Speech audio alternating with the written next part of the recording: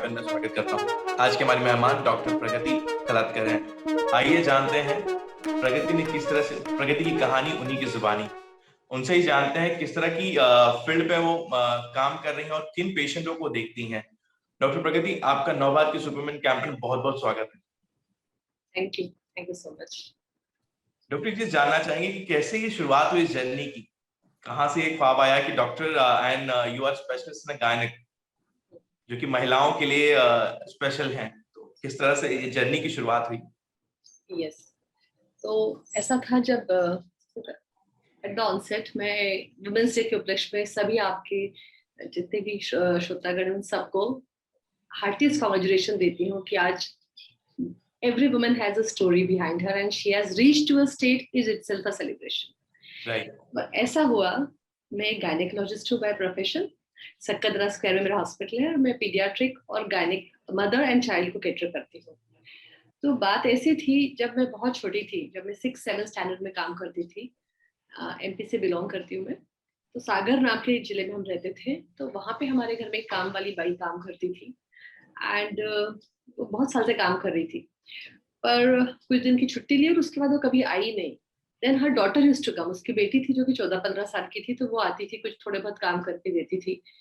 जब उसको पूछा कि अरे भाई तुम्हारी मम्मी क्यों काम पे नहीं आ रही है, एंड शी टोल्ड मी मेरे को छोटा भाई हुआ है एंड मेरी मम्मी की डेथ हो गई। And that was the point. मुझे इतना, मेरे आंख पे सब, मेरे शरीर पे सब रोंगटे आ गए कि बाप रे, इतनी सी लड़की और इसकी मदर की डेथ हो गई for the reason of child bearing, जन्म देते हुए माँ की डेथ हो गई। तो उस दिन से मैंने डिसाइड किया था हमको डॉक्टर तो बनना ही है और अब गायनेकोलॉजिस्ट ही बनना है। वाकई ये मुझे लगता है ये एक काफी इंस्पायरिंग स्टोरी है, क्योंकि लोग, हर किसी के सपने होते हैं डॉक्टर बनने के, लेकिन रीजंस सबके अलग अलग होते हैं। जी। आप जैसे कि अब इस वक्त of course as a gynaecologist जिम्मेदारियां बढ़ जाती हैं, क्योंकि यहाँ पे और सिर्फ गायनेकोलॉजिस्ट नहीं, आप बच्चों के लिए भी you are treating them also. So किस तरह से आप अपने पर्सनल प्रोफेशनल लाइफ को मैनेज करती हैं? सो कैसा था, हर डॉक्टर की लाइफ में ना एक फेजेस होती है।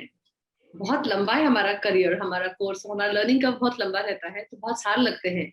तो इनिशियली 10 years आफ्टर कंप्लीटिंग अवर एजुकेशन ना, आपको लगते हैं सेटल होने के लिए और लोगों का कॉन्फिडेंस हासिल करने के लिए और एक्सपीरियंस लेने के लिए।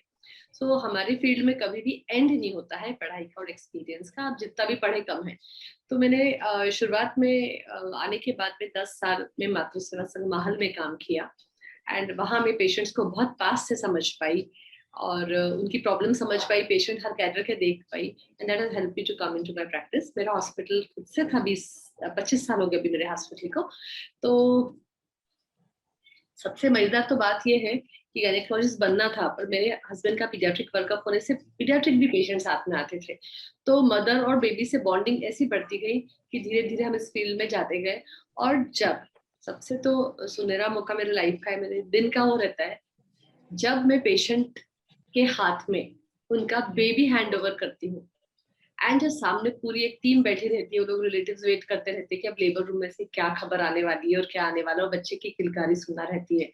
तो जब वो बच्चा हम उनको हैंड ओवर करते हैं और वहां खड़े हुए सबके आंखों में जो एक हैप्पीनेस देखते हैं, that gives lot of happiness और सेटिस्फेक्शन कि हम इस फील्ड में गए और हम इनके लाइफ में एक बड़ी लैंडमार्क ऐड कर पाए हैं कि उनके फैमिली का जो बच्चा है, जो उनका कुलदीपक है, जो उनके बच्चा बेटी बच्चा जो भी है, उसका हम उनको हैंड ओवर कर पाए। इस तरह से करते गए काम और काम बढ़ता गया। Okay. आपकी नजर में महिलाओं के लिए एजुकेशन कितना इम्पोर्टेंट है? बहुत ज्यादा इम्पोर्टेंट है, बहुत ही ज्यादा इम्पोर्टेंट है। जैसे कि कहा जाता है, if you teach a boy you teach a boy and if you teach a girl you teach a family. तो अगर महिला एजुकेटेड रहती है तो वो ना कि सिर्फ उसके घर का संचालन अच्छे से करती है, घर तो वो अच्छे से चलाती है, बिकॉज पढ़ाई के कारण उसको सब बातें समझने लगती हैं, पढ़ पाती है, समझ पाती है। और education gives you thinking. Education आपको डिसीजन लेना सिखाता है, चॉइस करना सिखाता है। तो वो अपने परिवार के लिए बड़ी बहुत अच्छे से सब प्लानिंग करेगी, फाइनेंशियल प्लानिंग करेगी कि मेरे पास सिर्फ इतना ही पैसा, मुझे इतने में महीना चलाना है। तो वो उसके लिए बड़ी परिपक्व हो जाती है अगर वो पढ़ी लिखी रहती है। उसके बाद में वो अपने बच्चों को पढ़ाएगी, खुद पढ़ी लिखी रहेगी तो उसके बाद में जो उसकी प्रीवियस जनरेशन है उनका भी वो ध्यान रख पाएगी, क्योंकि उसको समझता है। मेरे पास में ना एक क्लास ऑफ पेशेंट आता है, बहुत तरह के पेशेंट आते हैं हमारे पास में। राइट। लोअर मिडिल क्लास के भी पेशेंट आते हैं और एलिट क्लास के भी पेशेंट आते हैं। तो एक गोंड कम्युनिटी के पेशेंट्स मेरे पास में आते हैं, और वो पेशेंट्स हार्डली 18, 19, 20 साल में उनकी शादियां हो जाती थी, और 20 साल की लड़कियां, 19 साल की मैरिड लड़कियां बच्चा लेके, प्रेगनेंसी लेके आ जाती थी। और टू माई सरप्राइज, एंड मुझे बड़ा बुरा लगता था कि उनके वजन आप देखो तो 34, 32, ये 32 kg की patient and she is bearing pregnancy. और एक, फिर एक नहीं हुआ तो दूसरा। तो पिछले में 15 साल से वो कम्युनिटी है, जो हमारे यहाँ की कम्युनिटी है, नाम नहीं लेना चाहूंगी मैं उनका, पर उनके यहाँ पे सब लोग, लड़कियां जो होती है हार्डली दूसरी तीसरी पढ़ी रहती है, उन लोग को साइन भी नहीं करना आता। आज के 2022 में वो आके अंगूठा लगाते हैं हम उनके जब सोनोग्राफी करते हैं। तो मैं अदर देन मेरा प्रोफेशन उनकी कंटिन्यूस काउंसलिंग करती रहती हूँ कि अब तू तो नहीं पढ़ी तो बच्चों को पढ़ा। And I am so sir happy now in this 15 days मैं उन लोगों में के काफी लोगों को कन्वर्ट कर पाई हूँ कि अब वो लोग एटलीस्ट बच्चियों को 10वीं पढ़ाने लगे। और वो मेरे को एक मेरी लाइफ की बहुत बड़ी अटेनमेंट लगती है कि अगर इनकी सोसाइटी की लड़कियां पढ़ जाएंगी तो अर्ली मदर्स, चाइल्ड मैरिजेस, और even then they are fully dependent on, उनके हस्बैंड पे डिपेंड होता है। अब वो लड़कियां खुद कर लेती है। तो अभी जो 2 साल से पेशेंट्स आ रहे हैं ना, उसमें बहुत सारे लोग हैं जो साइन करने लग गए हैं। 15 साल पहले जो लड़कियां मैंने जो बॉर्न हुई थी, अब वो इतनी बड़ी हो गई कि वो उनकी मम्मियों के साथ या उनके रिलेटिव के साथ आती, तो मुझे बड़ा अच्छा लगता है उनको देखते हुए कि माँ ना पढ़ी पर बच्ची तो पढ़ रही है। तो ये काफी अच्छी इनिशिएटिव है, क्योंकि सही बात है कि आज भी 2022 में, जैसा कि आपने कहा, बहुत सारी महिलाएं हैं कहीं ना कहीं साइन की ही बात के लिए, बेसिक जो कि बेसिक नीड है आजकल, बिना सिग्नेचर की चीजें नहीं होती, आधार कार्ड है, बट स्टिल दे आर, वो अंगूठे पे ही काम चल रहा है। तो ये काफी अच्छी इनिशिएटिव है, काफी इंस्पायरिंग है कि आप इनिशिएटिव के जरिए आप उन महिलाओं को पढ़ा रही हैं, उनको उनकी काउंसलिंग कर रही हैं। इसी में सवाल करना चाहूंगा कि बहुत सारी ऐसी महिलाएं हैं, जैसे कि मैंने शुरुआत, शहर या बहुत सारे गांव में, इलाकों में महिलाएं आगे तो बढ़ना चाहती हैं अपने करियर में, लेकिन कहीं ना कहीं कई चुनौतियों का सामना करती हैं, कई बैरियर्स को फेस करती हैं आगे बढ़ने के लिए। तो आपकी नजर में वो कौन सी चुनौतियां हैं जो वो फेस करती हैं आगे बढ़ने के लिए? जैसे आपने बताया है एजुकेशन, ये एक बड़ी इंपॉर्टेंट बात होती है कि एजुकेशन नहीं रहता है तो उनका हर ही जगह पर्दा पड़ जाता है। शादी भी जल्दी हो जाती है, कुछ समझता नहीं है घर के डिसीजंस ने। शादी basically it's women, right of every women कि वो अपने लाइफ में क्या हो रहा है उसको समझे। बिकॉज वो पढ़ी लिखी नहीं रहती है तो उसको ये भी समझता नहीं है कि मेरी शादी फिक्स हो गई, ये जो बंदा है वो मेरे लिए परफेक्ट है कि नहीं, मैं यहाँ जा रही हूँ यहाँ नहीं जा रही हूँ, मुझको अभी प्रेगनेंसी चाहिए है कि नहीं चाहिए, मुझे एक बच्चा चाहिए कि 3 बच्चे चाहिए कि 4 बच्चे चाहिए, ये भी उनको समझता नहीं। जो उनके ऊपर लाडा आता है बस वो लोग ऐसे कर लेती है। तो वेरी इंपॉर्टेंट स्टेप है कि उन्होंने पढ़ना चाहिए। और आई शुड अप्रिशिएट कि हमारे यहाँ हमारी गवर्नमेंट ने राइट टू स्टडी कर दिया है, बच्चों के लिए फ्री एजुकेशन कर दिया है। ये जो हमारी वो कम्युनिटी की आती है सब पेशेंट, उनको मैं बताती हूँ तुमको पैसे नहीं लगने वाले, उनके पेरेंट्स को लेके बैठते हैं रियली हमारे काउंसलर्स हैं हम लोग, पढ़ाओ बच्चियों को, एटलीस्ट 10 तक पढ़ाओ तो ये ना होगा। तो अगर वो एजुकेटेड रहेंगी तो उनको ये सब चीजें समझेगी, क्योंकि आजकल गवर्नमेंट ने हर ही जगह बहुत फैसिलिटीज कर दिया है ना पढ़ाई के लिए। हेल्थ फैसिलिटीज बहुत सारी अवेलेबल है, पर अगर आपको उसकी नॉलेज ही नहीं है तो आप कैसे यूटिलाइज, मतलब आई मीन उसको कैसे उसका यूज ले सकेंगे अगर आपको अलग अलग योजनाएं जो बनाई है वो पता नहीं है। तो मातृत्व अभियान है, प्रधानमंत्री मातृत्व अभियान है, जननी सुरक्षा योजना है, जिसके तहत अगर डिलीवरी इंस्टीट्यूशन में या हॉस्पिटल में होती है तो पेशेंट को एक एक इंसेंटिव भी मिलता है और डिलीवरी फ्री ऑफ कॉस्ट होती है। पर ये भी समझने के लिए समझना तो चाहिए कि किस हॉस्पिटल में ये फैसिलिटीज हैं और क्या करना होता है और कहाँ जाके हमने हमारी राइट मांगना पड़ी, नहीं तो समझेगी कैसी। तो education is very important. Second thing, हमारी कंट्री में ना डिस्टेंस इज ऑल्सो, बहुत रिमोट प्लेसेस में लोग रहते हैं, तो रिमोट प्लेस में से उनको हेल्थ फैसिलिटीज में पहुंचने के लिए कई बार डिले हो जाता है। अगेन रीजन एजुकेशन ही रहता है, फैसिलिटीज हैं, हॉस्पिटल्स भी हैं, एम्बुलेंस भी है, पर ये तो समझे कि 100 डायल करते हैं तो एम्बुलेंस आती है और वो आपको वहां लेके जाती है। इतना भी समझता नहीं, मोबाइल है उनके पास पर पढ़ना ही नहीं आएगा तो कैसे करेंगे। So distance I mean education is important। और अदरवाइज हमारे यहाँ बहुत सारे हेल्थ वर्कर्स और प्रमोटर्स रहते हैं जो बहुत अच्छे से हमारे पेशेंट्स को गाइड करते रहते हैं, होम विजिट कर करके उनको ये सब बातों की इंफॉर्मेशन देते रहते हैं। एंड बहुत सारे सोशल अवेयरनेस के प्रोग्राम होते रहते हैं, आपने जैसा ही प्रोग्राम लिया है ऐसे भी प्रोग्राम्स रहते हैं, और अदरवाइज भी प्रोग्राम होते रहते हैं कि जिससे कि हम लोगों को बहुत सिंपल लैंग्वेज में ये सब चीजों के बारे में इन्फॉर्म कर सके और उनकी नॉलेज बढ़ा सके। राइट। जैसा कि आपका एजुकेशन तो जरूरी है, साथ ही उनकी बैरियर्स, जैसे आपने कहा एजुकेशन एक बैरियर है, कहीं ना कहीं पढ़ाई नहीं मिलने की वजह से उन्हें मौका नहीं मिल पाता आगे बढ़ने का। आपकी नजर में महिलाओं के लिए सुरक्षा कितनी जरूरी है? सुरक्षा को लेकर क्या राय रखती हैं आप? हाँ, सुरक्षा is again very important thing. तो क्या होता है कि आपने ऐसा मुद्दा बोल दिया कि मैं बहुत देर तक इस टॉपिक पे बोल सकती हूँ, क्योंकि कैसा है कि जब भी कभी किसी भी लेडीज को कोई प्रॉब्लम होती है ना, वो कोई भी प्रॉब्लम होती है ना, तो वो डॉक्टर्स के पास पहले आ जाती है। आई डोंट नो, ये दिस इज हमारी गोल्डन अपॉर्चुनिटी है कि women come and open to us. तो कई तरह के आई कैन से इंसल्ट्स फीमेल को फेस करना पड़ते हैं, social insult, physical insults, working place disharmony insults, तो वो लोग हमको आके बताती हैं। तो अनफॉर्चुनेटली भले हम वुमेन्स डे सेलिब्रेट करते हैं, बट ये बड़ा दुख भरी बात है कि वुमेन आई मीन महिलाओं को बहुत जगह ये चीजों का फेस करना पड़ता है, उनकी वर्किंग प्लेस में, उनकी फैमिली में, उनके घर में, उनको हर जगह दो इतनी सुविधा है। तो बड़ा दुख होता है मुझे ये बताते हुए कि many a times women are, मतलब महिलाओं का जो शोषण होता है वो उनके घर में ही हुआ होता है। बस बाहर तो इतने जानवर हैं, बाहर तो इतना अनसेफ है, जब घर में ही सेफ्टी नहीं है तो फिर अभी क्या बोलूं। रिलेशंस में है और रिलेटिव्स में भी कई बार दे आर एक्सप्लॉइटेड, एंड वो हमारे पास में आती है, उनको नाम भी लेना नहीं रहता, बताना भी रहता है, तो यहाँ से होता है। आवाज उठाना चाहिए सबने, फैमिली वालों ने भी और पेशेंट ने भी।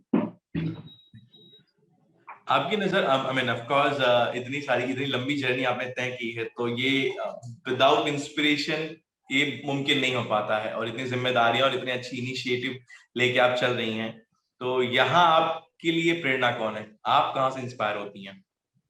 वेरी क्लियर, मेरी मदर, माय मदर, मेरी मम्मी। हम लोग 3 बहनें थी हैं, मतलब हम तीनों बहनें हैं, एंड सिंस बचपन में अपनी मम्मी को देखते आई हूँ कैसे वो हम तीनों बहनों को लेके हमारा एजुकेशन, और अलग अलग जगह, मेरे पिताजी का वर्किंग बैंकिंग इंडस्ट्री में था, तो हर जगह हम लोग ट्रांसफर होके जाते थे। तो मैं 12th स्टैंडर्ड तक 10 स्कूलों में पढ़ी हूँ, अलग अलग सिटीज में। तो हर नई जगह जाते थे तो वहां पे एडजस्ट होते थे, सब प्रॉब्लम्स आती थी, एडजस्टमेंट प्रॉब्लम, एडमिशन प्रॉब्लम, और वो मेरी मम्मी हमेशा ले लेके करती थी। My father was also always promoting girls, क्योंकि हम तीनों बेटियां थी इसलिए कोई और चाह रही नहीं था। तो मेरी मदर बहुत स्मार्ट, वेरी स्ट्रांग लेडी है। आज से 1964 में मेरी मम्मी 26 जनवरी की परेड में दिल्ली गई थी, महाराष्ट्र ट्रूप को रिप्रेजेंट करने, and she is the strongest lady I can से, and I feel so proud कि वो इतना कर पाई, नेशनल लेवल तक जा पाई रिपब्लिक डे पे। तो हमसे भी यहाँ तक आगे, तो ये हमारे लिए मतलब हमने कुछ हम उनके कुछ हद तक उनको कवर कर पाए। My mother is my inspiration. Of course I think parents से बड़ी इंस्पिरेशन बहुत कम मिलते हैं, मौका मिलता है, सही बात है। अमित शाह, जैसे कि आप ऑफ कोर्स आप अच्छे इनिशिएटिव, अच्छी मुहिम चला रही हैं जहां महिलाओं को एजुकेट करने के लिए काउंसलिंग कर रही हैं, लेकिन अगर यही मौका आपको देश चलाने को मिले तो किन चीजों को बदलना चाहेंगे? क्या पॉइंट्स होंगे जिनको आप बदलना चाहेंगे? Right, because as a doctor you are doing a noble which is commendable, जिसके बारे में कहना एक इट्स लाइक ऑफ कोर्स सबसे बड़ी इंस्पिरेशन है, लेकिन अगर देश चलाने का मौका मिले तो क्या बदलाव होंगे? मैं ये कोशिश करूंगी कि एजुकेशन सबने करना ही चाहिए कंपल्सरी। कुछ ऐसा कर दूंगी तुमको आधार कार्ड तभी मिलेगा जब तुम 10वीं पास हो जाओगे, तब तक अरे यू विल नॉट गेट। सबको एक आइडेंटिटी मिलने के लिए they should be 10th pass minimal बोल रही हूँ मैं तो, आगे तो एजुकेशन ठीक है, दैट इज इट। और हेल्थ फैसिलिटीज के लिए मैं एक काम जरूर करूंगी अब, क्योंकि मुझ पे ये क्वेश्चन आया है तो मैं ये मौका नहीं छोड़ूंगी कि working facilities for doctors is not very good. मैं जब देखती हूँ मेरे हमारे कलीग्स, हमारे जूनियर बच्चे जो डॉक्टर बन रहे हैं, स्पेशलाइजेशन कर रहे हैं ना, उनकी working conditions are very miserable. Hospital conditions को मैं चाहूंगी कि उनके वर्किंग आवर्स, उनकी लाइफ, उन जहाँ वो काम करते हैं, बहुत कोई रेगुलेशन ही नहीं है घंटे कितने काम करते हैं। आप बिलीव कर सकते हैं कि 48 आवर्स तक बच्चे नॉन स्टॉप काम कर सकते हैं, खाते नहीं, पीते नहीं, नहाते नहीं, कुछ नहीं करते, जो डॉक्टर्स बन रहे हैं, पोस्ट ग्रेजुएशन कर रहे हैं। तो कुछ वर्किंग आवर्स में अलाइनमेंट होना चाहिए और उनको उतनी रिस्पेक्टेबल वो मिलना चाहिए। इस फील्ड में तो मैं जरूर काम करूंगी एंड नेचर को प्रिवेंट करने के पड़ेगा और पॉलिसीज बनाऊंगी, अदर कंट्रीज से अच्छे रिलेशंस डेवलप करूंगी, प्रमोट करूंगी हमारे इंडियन कल्चर और हमारे इंडियन, इतना ब्रिलियंस है इंडिया के पास में, तो मैं ये कोशिश करूंगी कि अच्छी टेक्नोलॉजीज इंडिया में है, हमारे जो जितने भी यूथ है उनको ज्यादा से ज्यादा एक्सपोजर और चांस। ओके, तो ये एक पॉइंट जो काफी इम्पोर्टेंट आई थिंक, मुझे लगता है उस पर शायद हर कोई काम करना चाहिए हर किसी को। जहाँ पे आपने मेंशन किया कि आधार कार्ड यानी जो आपकी बेसिक नीड है वो भी नहीं आपको मिल पाएगी अगर आप एजुकेट नहीं है। तो उससे बड़ा एक अच्छी अवेयरनेस होगी। आई एम श्योर इस इंटरव्यू के बाद बहुत सारे लोगों को ये इनिशिएटिव जरूर लेना चाहिए। बहुत आई मीन नवभारत सुपरवुमेन कैंपेन के जरिए आप हमारे दर्शकों को क्या संदेश देना चाहेंगे?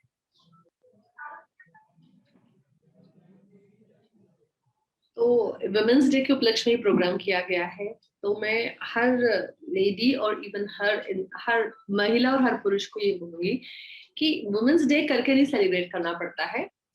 Every day every lady should get, हर महिला को हर दिन उसका सम्मान नहीं बोलती हूँ मैं, पर उसका हक मिलना चाहिए। तो उसको हर दिन जो उसकी रिक्वायरमेंट है, आप घर में महिलाओं को ये बोलूंगी पहले कि वो खुद को रिस्पेक्ट करे, तभी दूसरे उसको रिस्पेक्ट करेंगे।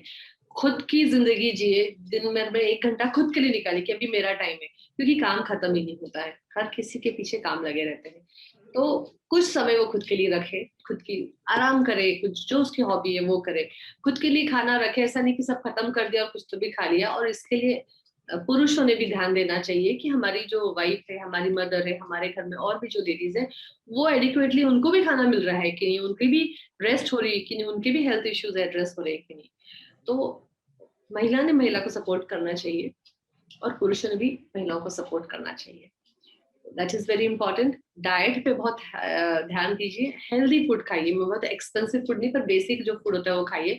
और मेरा जो सबसे फेवरेट टॉपिक है, मैं हर किसी को एक्सरसाइज करिए, एक्सरसाइज करिए और एक्सरसाइज करिए। इसके बारे में बहुत ही स्ट्रेस करती हूँ। हमारे पास आने वाले पेशेंट्स होते हैं, कुछ लोग बहुत मोटे रहते हैं, आजकल बहुत ज्यादा ओबेसिटी बढ़ गई, बहुत ज्यादा पीसीओडी नाम की डिसीज बढ़ गई। यंग लड़कियां रहती है, उनके 80 केजीज 85 केजीज वेट हो जाता है, उनको कुछ मेंस्ट्रुएशन की प्रॉब्लम्स होती हैं, बाद में प्रेगनेंसी रहने में प्रॉब्लम होती है, प्रेगनेंसी होती है तो गिरने का प्रॉब्लम होता है, उसके बाद में डायबिटीज हो जाता है प्रेगनेंसी में, ब्लड प्रेशर बढ़ जाता है। ये सब चीजें बहुत ज्यादा ओबेसिटी से रिलेटेड होती हैं। तो to have a healthy life and to have a long life, जिसमें कि जब आप 50, 60, 70s में हैं, आप अगर बेड रिडन ना हो और आपके सब बॉडी के पुर्जे चलते रहे अच्छे से, अगर आप अभी से एक्सरसाइज में एंगेज करेंगे, खुद को योगा करिए। सूर्य नमस्कार का मैं बड़ी फॉलोअर हूँ, सबने सूर्य नमस्कार कम से कम 5 तो करना ही चाहिए। मेरे हर पेशेंट को ये दिया जाता है लेक्चर कि डू एक्सरसाइज, एटलीस्ट 5 सूर्य नमस्कार करो। उन्होंने अगर करे तो it's definitely going to help for their future life. तो हम चाहते हैं कि सबकी जिंदगी आखिरी तक, आजकल लॉन्जिविटी बढ़ गई है सबकी बिकॉज ऑफ इम्प्रूव लाइफस्टाइल बोलिए और इम्प्रूव साइंस, मेडिकल साइंस बोलिए।